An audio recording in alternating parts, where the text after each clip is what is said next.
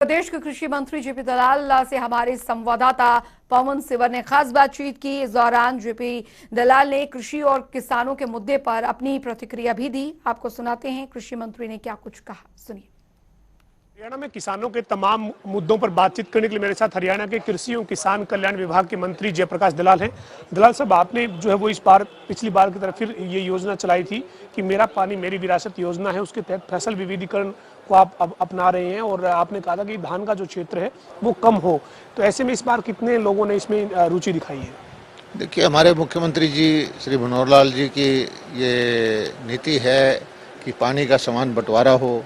पानी हरियाणा में कम है और कम पानी वाली फसलें लगाकर किसान अधिक लाभ कमाएं। उसी के तहत जो है हमने जो धान के छोड़ के दूसरी फसलें लगाएंगे उनके लिए 7,000 रुपये देने का प्रावधान किया। और पिछले साल भी हमने 1 लाख एकड़ से ज़्यादा धान की फसल को कम करवाया। इस बार भी हमारा यही लक्ष्य है, बल्कि इस बार आगे बढ़ करके हमने जो बाजरे को कम करके मूंग की, तिलहन की, दलहन की फसलों की तरफ भी ध्यान दिया है। और दक्षिण हरियाणा के अंदर जो बाजरा छोड़ के मूंग बोएगा किसान, उसको 4,000 रुपये हम डीबीटी से देंगे।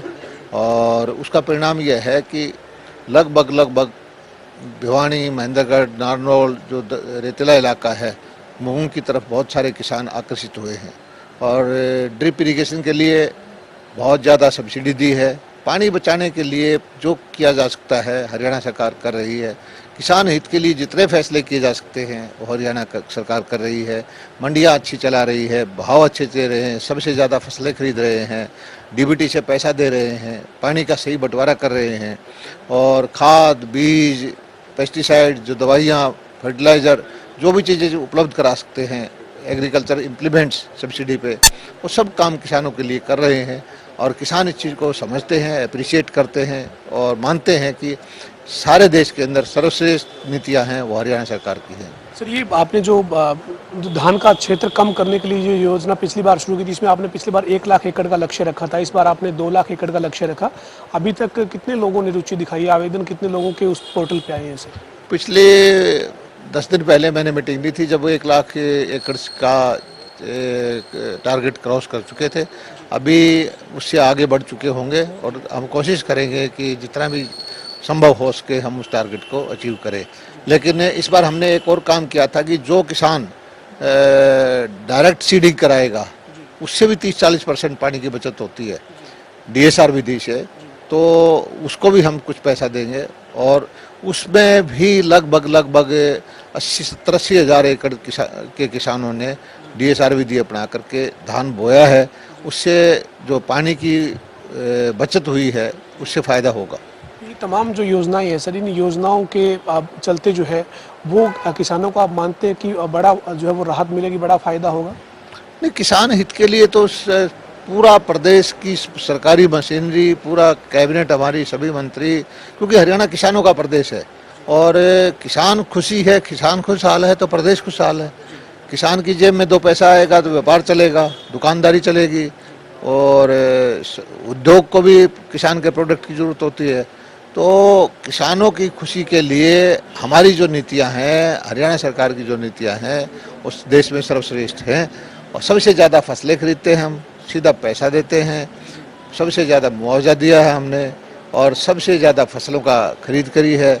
और इसका परिणाम यह है कि गांव-गांव तक जो है खुशहाली आनी शुरू हो गई है। सर, विपक्ष के लोग जो है वो पिछले 2-3 दिन से ये लगातार मांग कर रहे हैं कि जल भराव हुआ है कई जगह पर। ऐसे में आपको अधिकारियों से बातचीत करेंगे कि क्या स्थिति है, जानकारी लेंगे या बातचीत हुई है सर? नहीं, बात हुई है, डिप्टी कमिश्नर से सबसे हमने बोला हुआ है कि जहाँ जहाँ जल भराव की स्थिति की वजह से कोई फसल खराब होती है उसके सरकार को रिपोर्ट दें और स्पेशल गिरदावरी के ऑर्डर करवाएं और स्पेशल गिरदावरी के बाद उसको मुआवजे का प्रावधान होता है। ये नीतिगत फैसला कर चुके हैं हम। इसमें जो कानून का प्रावधान है उसके हिसाब से हम जो जोखिम या नुकसान है उसकी भरपाई करेंगे। सर, आपने जो है वो किसानों के मुद्दे पर आप जो है वो तमाम बात कह रहे हैं, इसी के बीच आपने किसान के आंदोलन जो है वो देश में चल रहा है, खासतौर पर हरियाणा उससे जुड़ा हुआ है, लेकिन इसी बीच जो वो एक तिरंगा यात्रा बीजेपी ने शुरू करने का फैसला किया। आपके विधानसभा क्षेत्र से शुरू हुई, हजारों हजार किसान और ट्रैक्टर जो है वो उस यात्रा में थे, लेकिन विपक्ष जो है वो इस मुद्दे पर भी निशाना साध रहा है, कह रहा है कि ये बीजेपी जो है वो अपने तरीके से अपनी जो पेड लोग हैं उनको इकट्ठा करने में जुटी है। देखिए, मैं सौभाग्यशाली हूँ कि तिरंगा यात्रा जो 90 के 90 हलकों में जानी है, पहला दिन मुझे ये कार्यक्रम करने का मौका मिला और लोहारू के किसानों ने अपने पूरा जो ताकत लगा करके हजारों की संख्या में शहीदों को नमन करते हुए, जय जयकार करते हुए जो तिरंगा लहराया, वो सारे प्रदेश ने देख लिया है।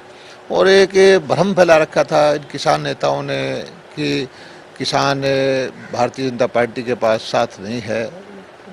लोहारू के किसानों ने ये साबित कर दिया कि वहाँ का किसान भारतीय जनता पार्टी की नीतियों से प्रभावित है, उसने उसको फ़ायदा हुआ है और स्वेच्छा से वो ट्रैक्टरों की कतार ले करके 40 किलोमीटर लंबा जुलूस निकाल करके और तपती हुई गर्मी में जो कार्यक्रम हुआ है वो अतुलनीय है और उसका कोई मुकाबला कर नहीं सकता। और ये लांछन लगाते हैं कि भाई पैसे के दम पर जो कार्यक्रम किया है। हमारे क्षेत्र के बड़े स्वाभिमानी किसान हैं, बड़े वीर किसान हैं, वीरों की भूमि है, ये कभी बिकते नहीं होते, जिन्होंने बलिदान दिया है और ये आंदोलन की धरती है। हरियाणा में जितने आंदोलन, किसान आंदोलन हुए हैं वो बाढ़ और लोहारू और दादरी से हुए हैं, जितने पुरानी सरकारों के अंदर। इस सरकार में उनको फायदा मिला है तो ये उसका प्रदर्शन इस वजह से अच्छा हुआ है। वो कोई हरियाणा का किसान नेता मेरे क्षेत्र के किसानों को बिकाऊ बोलता है तो इससे बड़ी ओछी राजनीति हो ही नहीं सकती। दलाल साहब, लोहारू बहल से शुरू हुई जो ये यात्रा है, तिरंगा यात्रा, ये 90 विधानसभा क्षेत्रों में जाएगी। आपकी पूरे प्रदेश के किसानों से क्या अपील है? देखिए, हमारा वीर सैनिकों का, वीर किसानों का क्षेत्र है और हमारी पार्टी की नीति है कि राष्ट्र पहले।